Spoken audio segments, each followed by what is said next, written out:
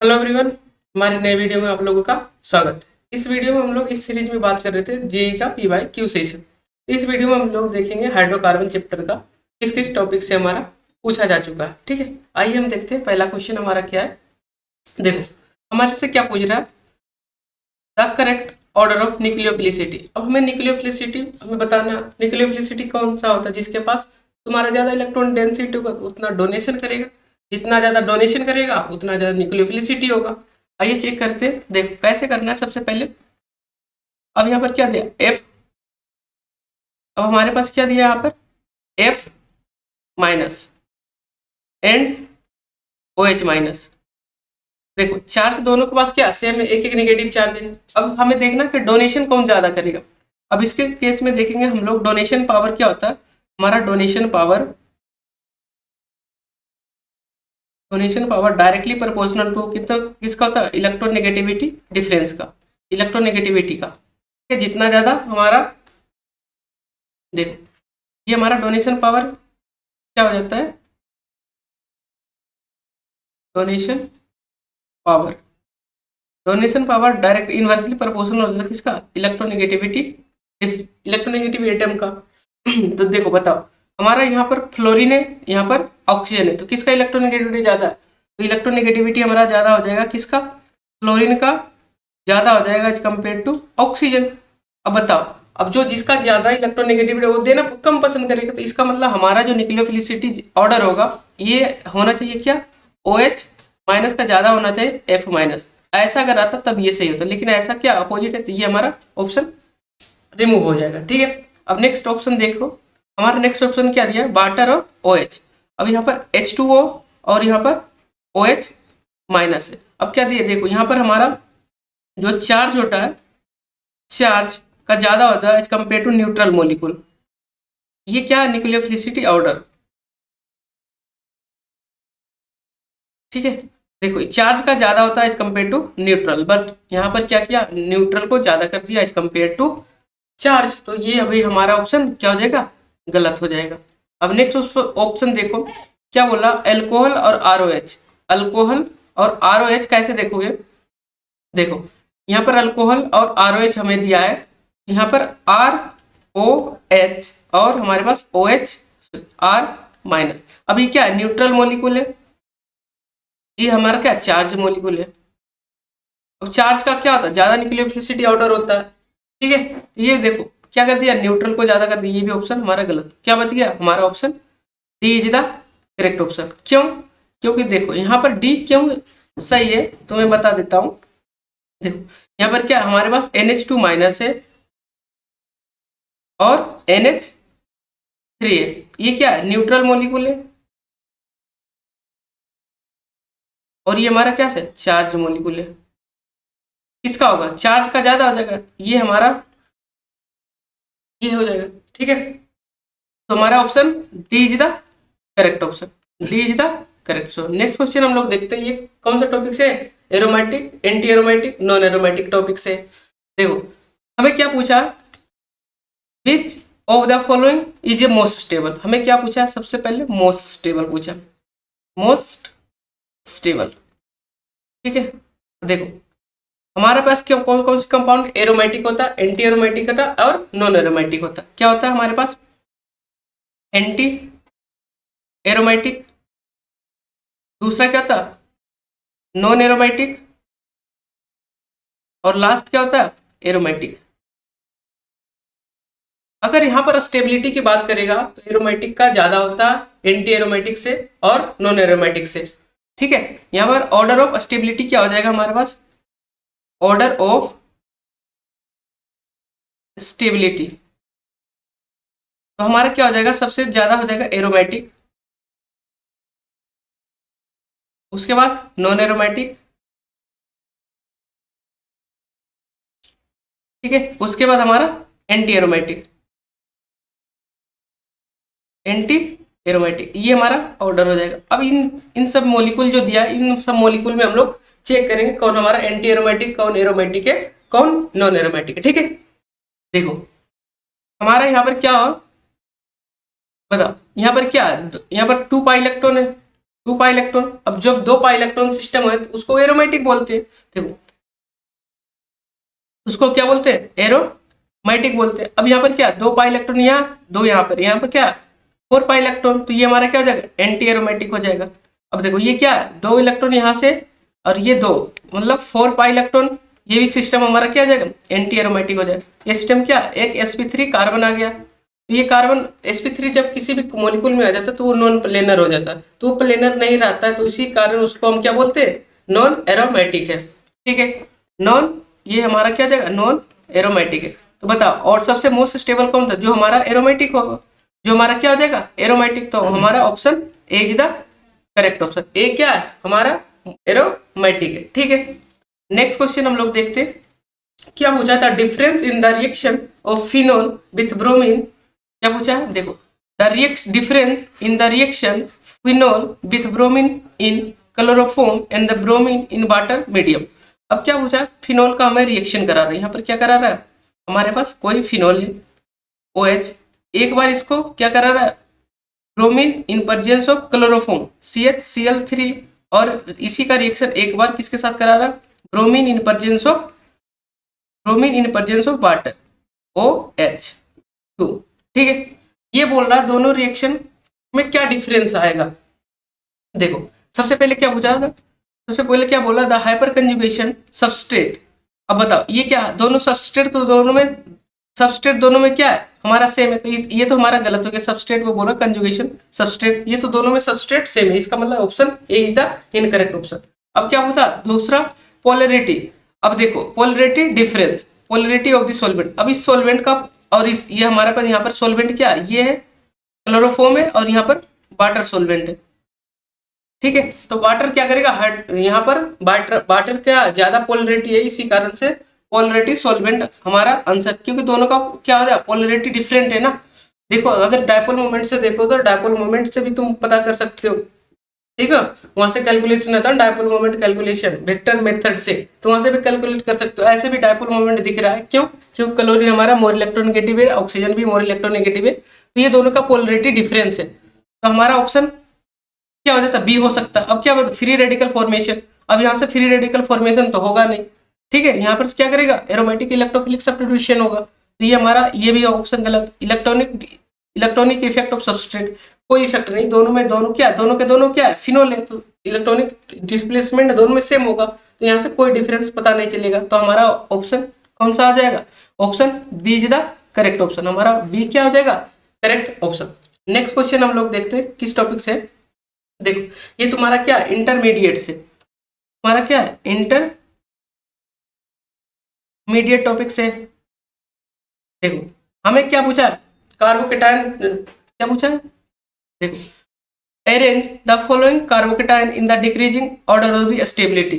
अब हमें decreasing order of stability बताना, तो देखो सबसे पहले क्या कौन सी कंपाउंड दिया, ये बताओ। यहाँ पर अल्फा हाइड्रोजन कितना हो जाएगा, इस कंपाउंड में अल्फा हाइड्रोजन कितना हो जाएगा, 2 यहाँ से 2 अल्फा हाइड्रोजन यहाँ, ये अल्फा तो कितना हो जाएगा, 4 अल्फा हाइड्रोजन यहाँ से हो जाएगा। देखो यहाँ पर क्या हो रहा है, लोन पेयर, उसके साथ में क्या है, एक वैकेंट ऑर्बिटल, तो ये इस इफेक्ट को क्या बोलते हैं, मेजोमेरिक इफेक्ट।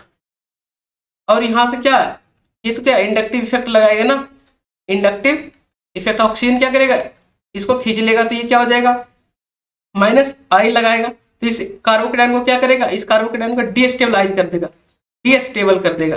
ठीक है, तो हमारा स्टेबिलिटी के जहां पर मेजोमेरिक इफेक्ट ज्यादा लगेगा ना बच्चों, वहां पर हमारा कार्बोकेटायन ज्यादा स्टेबल होता है। ठीक है, देखो अब हमारा क्या हो जाएगा, तो बी सबसे क्या बोला, डिक्रीजिंग ऑर्डर, तो इसका मतलब सबसे ज्यादा वाले पहले लिखेंगे, ये बी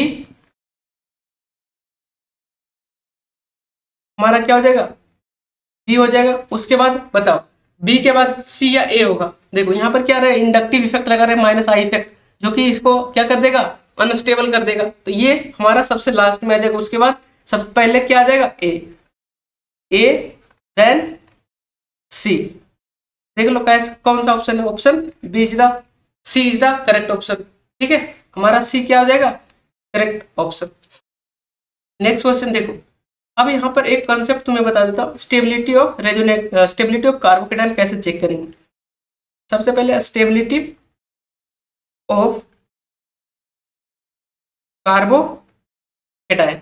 देखो स्टेबिलिटी ऑफ कार्बोकेटायन को चेक करने के लिए कुछ कुछ फैक्टर है, उसको फैक्टर को ऑर्डर में ही चेक करना है।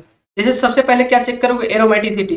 जब भी कोई हमारे कार्बोकेटायन एरोमेटिसिटी में इन्वॉल्व हो रहा है तो उसका स्टेबिलिटी सबसे ज्यादा होगा। ठीक है, ये सबसे पहले तो क्या देखो, एरोमेटिसिटी। दूसरा क्या फैक्टर देखो, अगर एरोमेटिसिटी दोनों कंपाउंड में सेम है तो दूसरा फैक्टर हम देखेंगे रेजोनेंस, किसमें ज्यादा रेजोनेंस हो रहा है। सबसे उसके बाद क्या देखेंगे, रेजोनेंस। अगर रेजोनेंस भी सेम हो गया, मान लीजिए रेजोनेंस भी सेम हो गया, तीसरा फैक्टर देखेंगे हाइपर कंजुगेशन। हाइपर कंजुगेशन, अगर ये तीसरा फैक्टर भी सेम हो गया तो हम एक लास्ट फैक्टर देखेंगे इंडक्टिव इफेक्ट। इंडक्टिव इफेक्ट, ठीक है, ये हमें ऑर्डर में चेक करना है। तो ये तुम्हारा स्टेबिलिटी कार्बोकेटायन चेक करने का कंसेप्ट था। सबसे पहले एरोमेटिक देखेंगे, उसके बाद रेजोनेंस देखेंगे, उसके बाद हाइपर कंजुगेशन देखेंगे, उसके बाद हम लोग इंडक्टिव इफेक्ट देखेंगे। ठीक है, नेक्स्ट क्वेश्चन हम लोग देखते हैं। देखो ये हमारा कब पूछा जा चुका है, देखो ये जो सारे प्रीवियस ईयर क्वेश्चन करवा रहा हूँ, ये तुम्हारे रिसेंट ईयर 19, 20, 21, 22, 23 ये सभी का PYQ अभी लेकर आया हूँ। ठीक है, क्या पूछा, which of the following carbocation is most stable. अभी तुम्हें बताया ना, ये हमें बताया। सबसे पहले क्या दे रहे थे, उसके बाद हाइपर कंजुगेशन, उसके बाद हाइपर कंजुगेशन, इसके बाद इंडक्टिव इफेक्ट, ये सभी ऑर्डर में चेक करना। देखो इसी के बेसिस पे हमारा एक क्वेश्चन आ गया। ठीक है, तो कैसे चेक करेंगे, सबसे पहले देख लो, ये अगर कार्बोकेटायन यहाँ पर रेजोनेंस करेगा तो ये क्या बन जाएगा। देखो कुछ हमारा इस CH3, ये डबल बॉन्ड, ये पॉजिटिव चार्ज ऐसा बन जाएगा। ये अगर रेजोनेंस करेगा तो ये हमारा क्या बन जाएगा।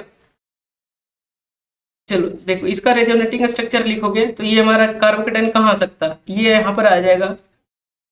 ये क्या हो जाएगा, ये डबल बॉन्ड, ये पॉजिटिव चार्ज, ये डबल बॉन्ड, और यहाँ पर OCH3 आ जाएगा। अब फिर से क्या रेजोनेंस में पार्टिसिपेट कर जाएगा तो ये यहाँ पर आ जाएगा। तो क्या बन जाएगा हमारे पास, ये डबल बॉन्ड, ये डबल बॉन्ड, ये OCH3 और ये पॉजिटिव चार्ज।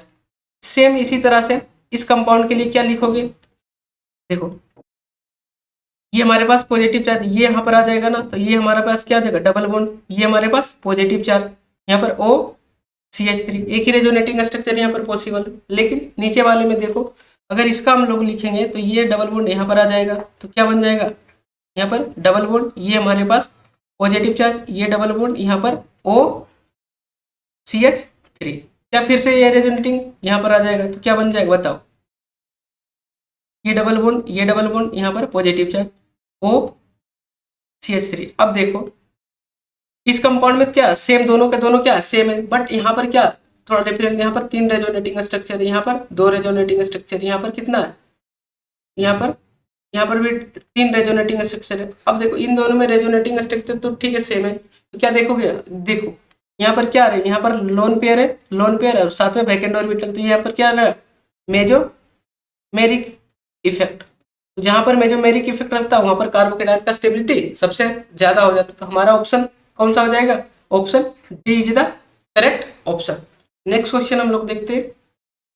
देखो नेक्स्ट क्वेश्चन क्या दिया, ये तुम्हारा रेडिकल रिएक्शन से है, रेडिकल फॉर्मेशन से।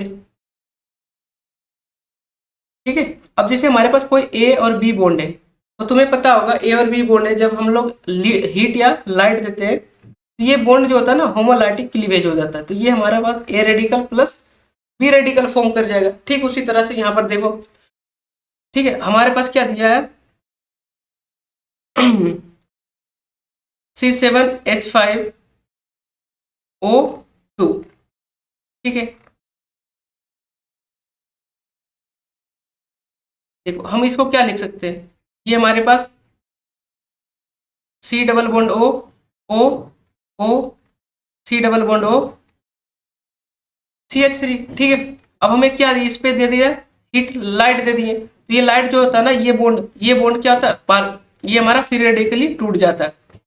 तो हमारा क्या बन जाएगा, देखो ये हमारे पास क्या phenyl ring plus C double bond O radical. अब देख लो कि इसमें रेडिकल बना, देखो यहाँ पर क्या नेगेटिव चार्ज, यहाँ पर क्या radical, option D is the correct option. ठीक है, ऑप्शन डी क्या है, यहाँ पर देखो दो एक ए रेडिकल है, तो हमारा option D is the correct option. Next question हम लोग देखें क्या पूछा है, number of electrophilic centre in the given compound, हमें इलेक्ट्रोफिलिक सेंटर बताना, मतलब न्यूक्लियोफाइल जहां पर किस सेंटर पर अटैक करेगा उस सेंटर को बताते। न्यूक्लियोफाइल कहां पर अटैक करेगा, जहां पर पॉजिटिव चार्ज हमारा ज्यादा रहेगा। पॉजिटिव चार्ज देख लो कहां कहां पे ज्यादा है। देखो एक सेंटर तो ये हो सकता है, ये सेंटर, और एक सेंटर ये हो सकता है, और ये नाइट्राइल का एक सेंटर। तो हमारा कितने सेंटर हो सकता है, 3। अब ये सेंटर कैसे होगा, जब हमारा 1,4 एडिशन प्रोडक्ट देगा तो ये सेंटर काम में आ जाएगा। जब हमारा 1,2 एडिशन देगा तो हमारा क्या देगा, ये कार्बन, ये हमारा 1,4 आ जाएगा, ये हमारा क्या इलेक्ट्रोफिलिक आ जाएगा, ये हमारा नाइट्राइल का आ जाएगा। ठीक है, ये हमारा क्या आ जाएगा, नाइट्राइल का आ जाएगा। तो हमारे पास कितने कितने इलेक्ट्रोफिलिक सेंटर है, 3। तो यहाँ पर क्या आ जाएगा हमारा option 3 is the correct option. देखो ये हमारा क्या हो जाएगा, ये 3 हो जाएगा। अब नेक्स्ट क्वेश्चन हम लोग देखते हैं, नेक्स्ट क्वेश्चन में क्या बोल रहा है। देखो नेक्स्ट क्वेश्चन हमारा क्या बोल रहा है, ये among the given resonating stabilize carbocation. अब रेजोनेटिंग स्टेबलाइज कार्बोकेटाइन क्या, ये देखो ये क्या रेजोनेंस में पार्टिसिपेट कर रहा है, pi bond conjugate with positive charge, ये रेजोनेंस में पार्टिसिपेट कर रहा है। तो ये क्या रेजोनेंस यहाँ पर हो रहा है, तो ये भी हमारा ऑप्शन ए हो सकता है। अब देखो यहाँ पर क्या, यहाँ पर भी रेजोनेंस हो रहा है, तो ये भी हो। यहाँ पर क्या रेजोनेंस हो रहा है, नहीं, पाई बॉन्ड कंजुगेट विद पाई, यहाँ पर अगर पॉजिटिव चार्ज रहता तब ये रेजोनेंस हो जाता, लेकिन यहाँ पर कंजुगेशन में नहीं आ रहा है, तो ये हमारा नहीं है। ये देखो ये भी डबल बॉन्ड पे, ये भी कंजुगेशन में नहीं है, तो हमारा A and B is the correct option, option D is the correct option. देखो रेजोनेंस का कुछ कुछ कंडीशन होता है, कहाँ कहाँ पर हमारा रेजोनेंस होता है। पहला condition pi bond conjugate with pi bond, pi bond conjugate with lone pair, pi bond conjugate with positive charge, pi bond conjugate with negative charge, pi bond conjugate with free radical. तो ये हमारे पास कुछ condition होते हैं resonance का ऐसे पहचानने के लिए। तो जहां पर ये कंडीशन अप्लाई होगा वहां पर हमारा क्या हो जाएगा, रेजोनेंस होगा। ठीक है, तो इसी तरह से हमारा option D is the correct option. ठीक है, ये हमारा आज का वीडियो था, कैसा लगा आप लोग कमेंट सेक्शन में बता सकते हैं। तब तक के लिए धन्यवाद।